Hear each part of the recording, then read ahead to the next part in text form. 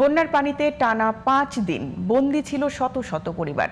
ঘরে ছিল না শুকনো খাবার, ছিল না বিশুদ্ধ পানির নিশ্চয়তা। অথচ সরকারি বরাদ্দের কথা জানা গেলেও সেই সহায়তা পৌঁছায়নি দুর্গত মানুষের হাতে।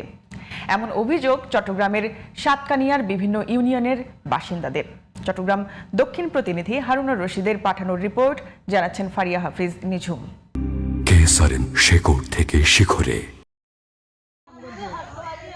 টানা বর্ষণ থেমে যাওয়ার পর থেকে চট্টগ্রামের বিভিন্ন দুর্গত এলাকা থেকে নামতে শুরু করে বন্যার পানি, আর সাথে সাথে ফুটে উঠছে দুর্গত এলাকার ক্ষয়ক্ষতির চিত্র।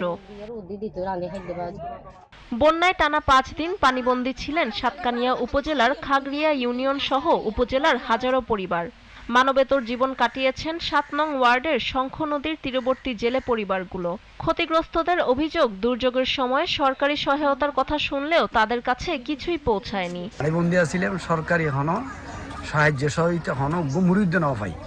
5 দিন পানিবন্দী করতাম, বাড়ি না পারি। আরো পানির বাসে আসিলাম, নুকোয় আসিলাম।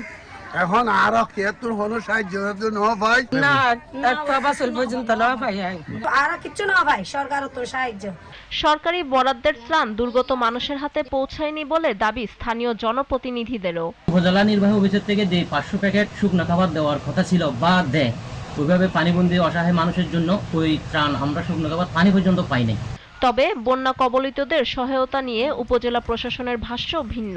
দুর্গম লোকেশনগুলোতে আসলে আপনিও পৌঁছাতে পারেননি প্রথম দিকে, এবং এখন যাচ্ছে এবং আজকের মধ্যে ওদের খাবারটা পৌঁছায় যাবে, কারণ আমার তো রোড কানেক্টিভিটি লাগবে। এবং এমন অবস্থাও হয়েছে, দেখা গেল যে লোকও যাচ্ছে না, গাড়িও যাচ্ছে না।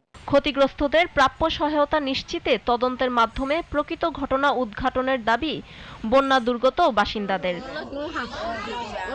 ফারিয়া হাফিজ নিঝুম, জিটিভি নিউজ।